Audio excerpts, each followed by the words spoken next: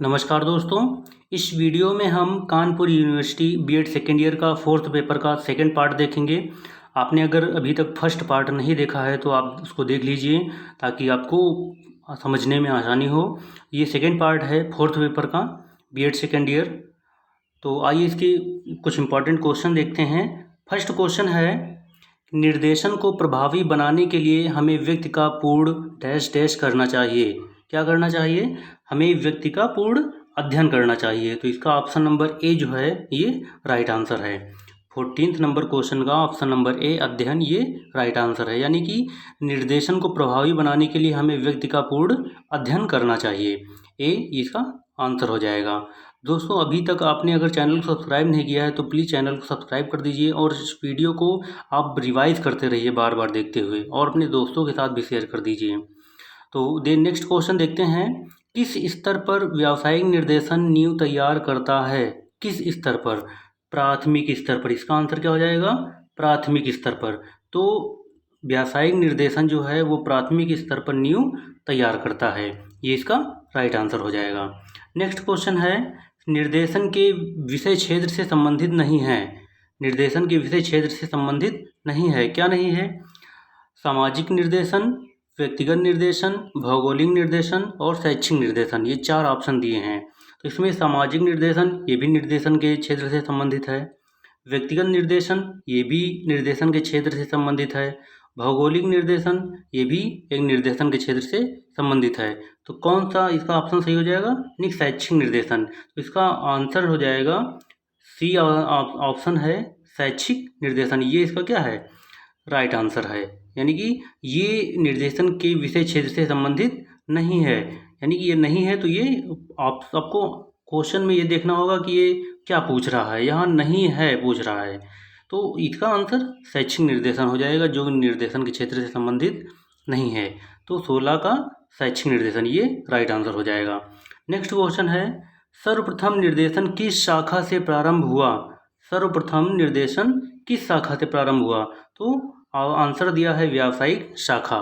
सर्वप्रथम निर्देशन व्यावसायिक शाखा से प्रारंभ हुआ। बहुत इंपॉर्टेंट क्वेश्चंस हैं ये, वेरी इंपॉर्टेंट क्वेश्चंस हैं ये। आपको बार बार रिवाइज करना है और वीडियो को बार बार देखते रहिए, रिवाइज करते रहिए, ताकि आपका एक भी कोई प्रश्न छूटे ना।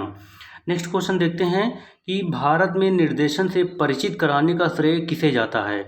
4 ऑप्शन दिए हैं। पहला है श्री सोहनलाल, केजी सैयदेन, सी है ए तथा बी, और डी है इनमें से कोई नहीं। तो श्री सोहनलाल भी हैं और बी है जो ऑप्शन केजी सैयदेन, ये भी हैं। तो ऑप्शन नंबर सी हो जाएगा, ए तथा बी दोनों। यानी श्री सोहनलाल और केजी सैयदेन दोनों भारत में निर्देशन से परिचित कराने का श्रेय इन दोनों लोगों को जाता है। नेक्स्ट क्वेश्चन देखते हैं। क्वेश्चन नंबर 19 है, निर्देशन का प्रारंभ किस अवस्था से माना जाता है? निर्देशन का प्रारंभ किस अवस्था से माना जाता है? शैशवावस्था से, बाल्यावस्था से, किशोरावस्था से या युवावस्था से? तो इसका ऑप्शन हो जाएगा ए, यानी कि शैशवावस्था से निर्देशन का प्रारंभ माना जाता है। एक अवस्था होती है शैशवावस्था, उससे ही निर्देशन का प्रारंभ माना जाता है। तो 19 नंबर प्रश्न का ऑप्शन नंबर ए ये राइट आंसर हो जाएगा। नेक्स्ट क्वेश्चन है, क्वेश्चन नंबर 20 है, 20 है, शिक्षा के क्षेत्र में अपनाया गया निर्देशन कहलाता है। शिक्षा के क्षेत्र में अपनाया गया निर्देशन क्या कहलाता है? शैक्षिक निर्देशन कहलाता है। शिक्षा के क्षेत्र में अपनाया गया निर्देशन शैक्षिक निर्देशन कहलाता है। ये इसका उत्तर हो जाएगा। नेक्स्ट क्वेश्चन है, क्वेश्चन नंबर 21 है, भारत की किस यूनिवर्सिटी में सन 1915 में व्यावहारिक मनोविज्ञान की शाखा खोली गई? किस यूनिवर्सिटी में? तो कलकत्ता यूनिवर्सिटी में सर्वप्रथम 1915 में व्यावहारिक मनोविज्ञान की शाखा खोली गई। और ये क्या किसके अंतर्गत खोली गई थी? व्यावसायिक निर्देशन की शाखा कलकत्ता यूनिवर्सिटी में खोली गई थी 1938 में। 1938 में खोली गई थी। भारत की यूनिवर्सिटी जो कलकत्ता यूनिवर्सिटी है उसमें व्यावसायिक निर्देशन शाखा 1938 में खोली गई थी। नेक्स्ट क्वेश्चन देखते हैं कि अखिल भारतीय निर्देशन कार्यालय भवन की स्थापना की गई। कब की गई? अखिल भारतीय निर्देशन कार्यालय भवन की स्थापना 1960 में की गई। ये इसका राइट आंसर हो जाएगा। इसका उत्तर क्या होगा? 1960 ईस्वी में अखिल भारतीय निर्देशन कार्यालय भवन की स्थापना की गई। इसका उत्तर हो जाएगा। नेक्स्ट क्वेश्चन देखते हैं, शैक्षिक निर्देशन की आवश्यकता है, शैक्षिक निर्देशन की आवश्यकता है। 4 ऑप्शन दिए हैं। विद्यालयों में उचित समायोजन के लिए, बी है ऑप्शन बालकों की समस्याओं को दूर करने के लिए, सी है विषयों का चुनाव करने के लिए, और डी है उपयुक्त सभी। तो इसमें क्या है कि शैक्षिक निर्देशन की आवश्यकता सभी में बढ़ती है, यानी कि विद्यालयों में उचित समायोजन के लिए ये भी सही है, बालकों की समस्याओं को दूर करने के लिए और पाठ्य विषयों का चुनाव करने के लिए ये भी सही है। तो यानी कि तीनों ऑप्शन सही हैं। तो इसका उत्तर क्या हो जाएगा, यानी कि सबसे लास्ट में दिया है उपयुक्त सभी। तो मतलब क्या है, ये सभी सही हैं। तो शैक्षिक निर्देशन की आवश्यकता उपयुक्त सभी के लिए आवश्यक है। ठीक है, तो उपयुक्त सभी तीनों ऑप्शन सही हैं, यानी कि विद्यालयों में उचित समायोजन के लिए भी, बालकों की समस्याओं को दूर करने के लिए और पाठ्य विषयों का चुनाव करने के लिए भी इसमें शैक्षिक निर्देशन की आवश्यकता होती है। नेक्स्ट क्वेश्चन है, राज्य स्तर की अभिकर्ता संस्थाएं हैं। राज्य स्तर की अभिकर्ता संस्थाएं कौन सी हैं? पहला है राज्य शैक्षिक एवं व्यावसायिक ब्यूरो, राज्य शैक्षिक अनुसंधान एवं प्रशिक्षण संस्थान। तो ये दोनों जो है क्या है, राज्य स्तर की अभिकर्ता संस्थाएं हैं। कौन कौन सी? राज्य शैक्षिक एवं व्यावसायिक ब्यूरो और दूसरी है राज्य शैक्षिक अनुसंधान एवं प्रशिक्षण संस्थान। ये दोनों इनका उत्तर हो जाएगा। नेक्स्ट क्वेश्चन है, बाल अपराधियों की संख्या बढ़ने का कारण है। बाल अपराधियों की संख्या बढ़ने का कारण है, क्या कारण है? ऑप्शन दिए हैं, संतुलित आहार का ना मिलना, उचित समय पर सही निर्देशन ना मिलना, बालक को खेल में भाग ना लेने देना और उपयुक्त में से कोई नहीं। तो दोस्तों हम ये चाहते हैं कि आप लोग इस 25 नंबर प्रश्न का उत्तर स्वयं दीजिए कि बाल अपराधियों की संख्या बढ़ने का कारण क्या हो सकता है। 4 ऑप्शन में से कौन सा होगा? आप हमें कमेंट बॉक्स में इसका आंसर आपको कमेंट में देना है। हमें कमेंट में आप हमें बताइए कि इसका आंसर क्या होगा, फिर आपको हम इसका रिप्लाई देंगे। दोस्तों आइए आगे देखते हैं।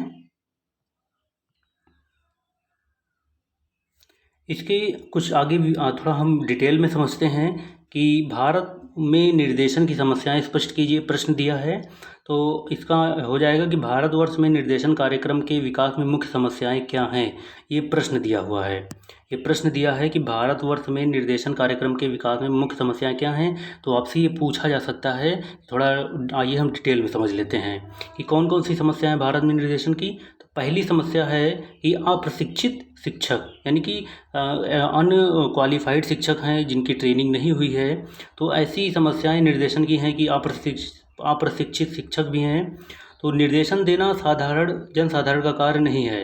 निर्देशन देना जनसाधारण का कार्य नहीं है। यह कार्य तो अत्यंत योग्य, प्रशिक्षित तथा धैर्यशील व्यक्तियों द्वारा संपन्न किया जाता है, क्योंकि निर्देशन की प्रक्रिया में जरा सी असावधानी एक मनुष्य के संपूर्ण जीवन को ही बदल सकती है। यानी कि बहुत सबसे बड़ी समस्या क्या है? अप्रशिक्षित शिक्षक है जो निर्देशन की सबसे बड़ी समस्या है। नेक्स्ट समस्या क्या है? सेकंड है शिक्षकों पर अति कार्य का भार, यानी कि शिक्षकों पर अति कार्य भार। भारत में शिक्षकों को बहुत ज़्यादा कार्य करना पड़ता है और साधारणतया एक अध्यापक को 36 घंटे प्रति सप्ताह लेने पड़ते हैं। यानी कि शिक्षकों को पढ़ाने के अलावा भी बहुत सारा कार्य है, बहुत अधिक कार्य पड़ता है। तो शिक्षकों पर अति कार्य का प्रभार भी है। और थर्ड है प्रभाकृत टेस्टों का अभाव, प्रभाकृत टेस्टों का अभाव ये भी एक समस्या है। और विद्यालयों में पाठ्यक्रम, यानी कि विद्यालयों में पाठ्यक्रम क्या है कि पाठ्यक्रम कैसा होना चाहिए? योग्यता, क्षमता तथा रुचि के अनुसार होना चाहिए। लेकिन विद्यालयों में पाठ्यक्रम कैसा है? योग्यता, क्षमता तथा रुचि के अनुसार शिक्षा नहीं दी जा सकती है और नहीं दी जाती है। और 5वां है एक राष्ट्रभाषा का अभाव, यानी कि एक राष्ट्रभाषा का अभाव। कहीं हिंदी मीडियम है, कहीं इंग्लिश मीडियम है, और तो एक राष्ट्रभाषा का अभाव भी है इसकी समस्या। और नेक्स्ट है कि विद्यालयों की दयनीय आर्थिक स्थिति, विद्यालयों की दयनीय आर्थिक स्थिति ये भी एक समस्या है कि पर्याप्त संसाधन नहीं है विद्यालय के पास। और शिक्षा में अन्वेषण ने अभी तक प्रवेश नहीं किया है, यानी कि इनोवेशन की भी कमी है विद्यालय में, सबसे बड़ी समस्या है। और अगला है 8 नंबर है जाति प्रथा। जाति प्रथा भी एक प्रकार की बहुत बड़ी समस्या है। नेक्स्ट है त्रुटिपूर्ण परीक्षा प्रणाली। त्रुटिपूर्ण परीक्षा प्रणाली, भारत में परीक्षा प्रणाली भी बहुत अधिक त्रुटिपूर्ण है, जिसका एक रटंतु जिसे रट्टू तोता कहते हैं, एक रटने की प्रणाली है, ये भी एक बहुत बड़ी समस्या है। तो ये हमने कुछ समस्याएं देखी। आगे देखते हैं कि बहुत इंपॉर्टेंट क्वेश्चंस हैं। शैक्षिक निर्देशन से आप क्या समझते हैं? शैक्षिक निर्देशन की आवश्यकताओं की विवेचना कीजिए, बहुत इंपॉर्टेंट क्वेश्चन है। इससे भी ऑब्जेक्टिव टाइप क्वेश्चन बन सकते हैं। आइए देखते हैं कि क्या क्या क्वेश्चन बन सकते हैं, हमें क्या समझना है ताकि हम उसका उत्तर दे सकें। वास्तव में शैक्षिक निर्देशन का संबंध मुख्य रूप से शिक्षा की इस प्रकार की समस्या से है जिन्हें छात्र अपने व्यावसायिक तैयारी के सिलसिले में विभिन्न व्यवसायों के अध्ययन में महसूस करते हैं। यानी शैक्षिक निर्देशन का संबंध शिक्षा की इस प्रकार की समस्या से है जिन्हें छात्र अपने व्यावसायिक तैयारी के सिलसिले में विभिन्न व्यवसायों के अध्ययन में महसूस करते हैं। ये भी निर्देशन है। और शिक्षा के क्षेत्र में अपनाए गए निर्देशन के कार्यक्रमों को ही शैक्षिक निर्देशन कहा जाता है। और शैक्षिक निर्देशन का कार्य छात्रों को पाठ्य पुस्तकों को चुनने, शिक्षा में सफलता प्रदान करने और शिक्षा प्राप्त करते समय उत्पन्न होने वाली समस्याओं का समाधान करना है। यानी कि इसका बहुत बड़ा उद्देश्य है, शैक्षिक निर्देशन का कार्य यही है।